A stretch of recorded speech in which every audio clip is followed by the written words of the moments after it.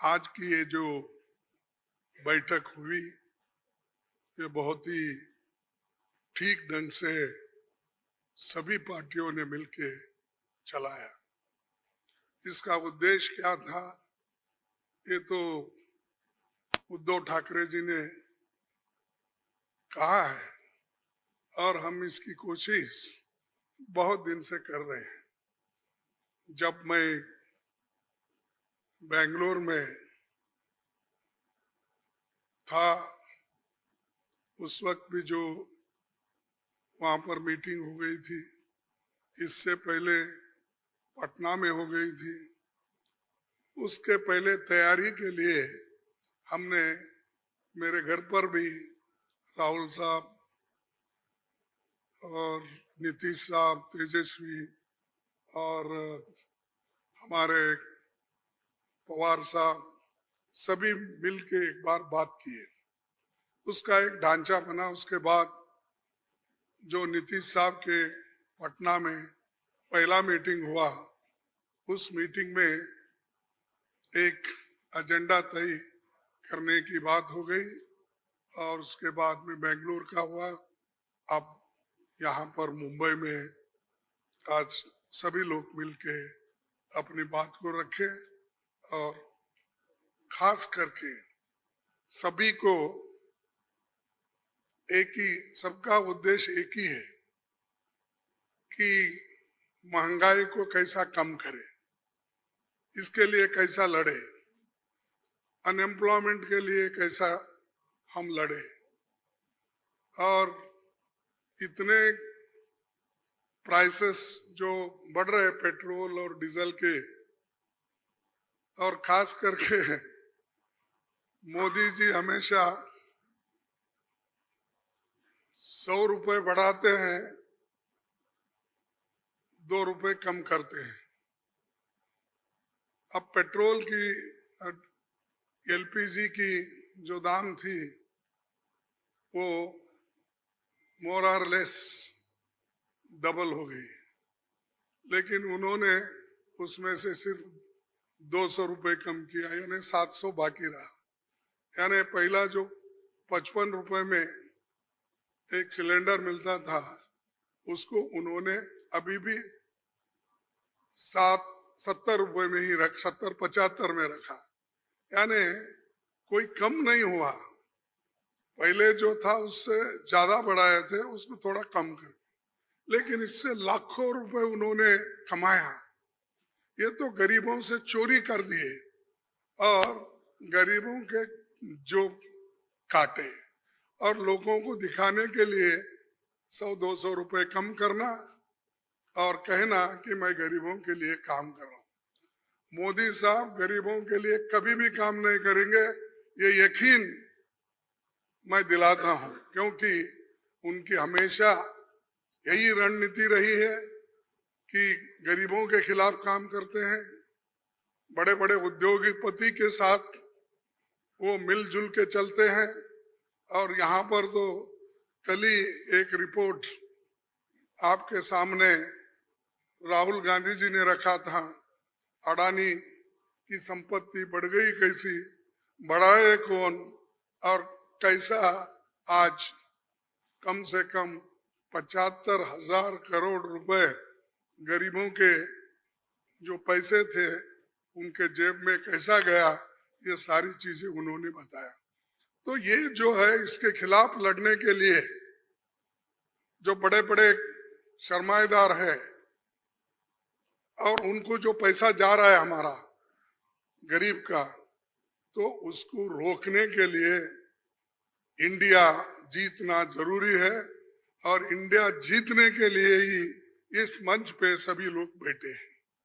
तो इसीलिए हम एक जो तय किए हैं, जो रेजोल्यूशन भी हम आप देखे हैं, और उसी ढंग से उस रेजोल्यूशन पे काम करेंगे।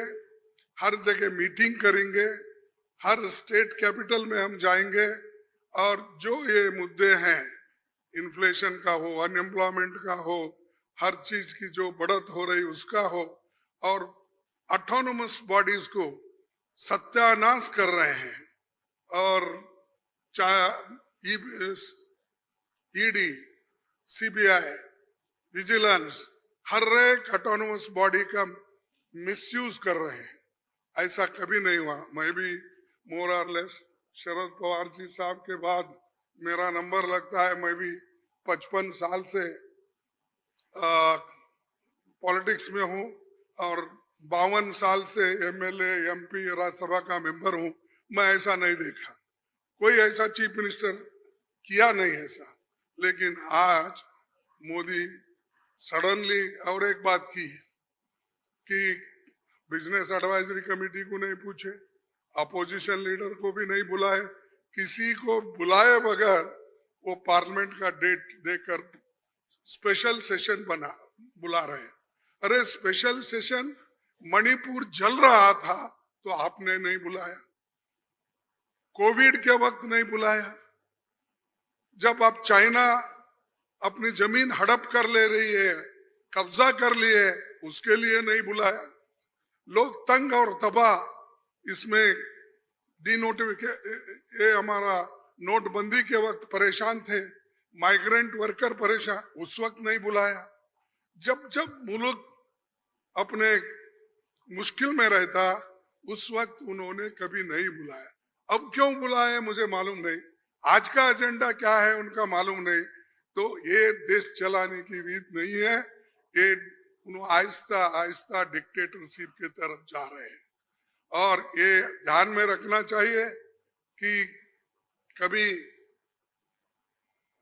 वो मीडिया उनके साथ है, वो एक उनके दिमाग में है, प्रेस मीडिया हो, टीवी हो, ये सारी चीजें मेरे पास है, ये उनका कहना है। और हमको कभी कभी ऐसा दिखता भी है, माफ करो क्योंकि मैं ऐसा बोल रहा हूं समझ के, आप गुस्से में आके हमारे खिलाफ मत लिखो। तो जो कुछ है वस्तु स्थिति, आपको भी मुंह को ताला लगाया, हाथ बंद दिए आपके भी लिखने के, ये सारी चीजें कर रहे हैं और आहिस्ता आहिस्ता डिक्टेटर के तरफ वो जा रहे हैं।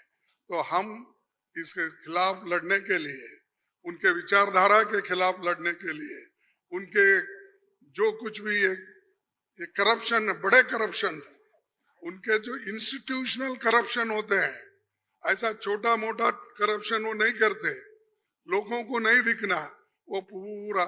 लेकिन सीएजी रिपोर्ट में दिखाया है कितने करोड़ घपले हो गए हैं। तो उनका करप्शन इनविजिबल है और वो हमेशा अपनी बात ये कहते हैं कि मैं किसी को न खाऊंगा न किसी को खाने दूंगा। लेकिन खाने तो सबको दे रहे हैं, अपने को जो चाहते हैं उनको तो दे रहे हैं, लेकिन लोगों को भूखे मार रहे हैं, लोगों को कुछ नहीं दे रहे।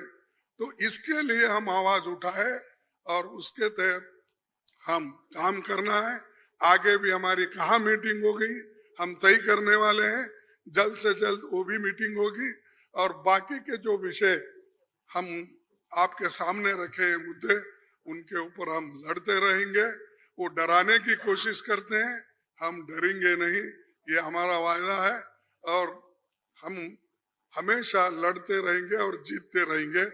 और आज मुंबई में जो हमारे महाराष्ट्र विकास आघाड़ी जो ये स्टेप लेकर हमको बुलाए हैं, उद्धव जी लीड लिए हैं और बाकी कांग्रेस पार्टी और एनसीपी सभी ने मिलके ये जो एक यहाँ पर कार्यक्रम रखा और बहुत यशस्वी हुआ, इसलिए मैं उन महाराष्ट्र विकास आघाड़ी के सभी नेताओं को धन्यवाद देता हूँ।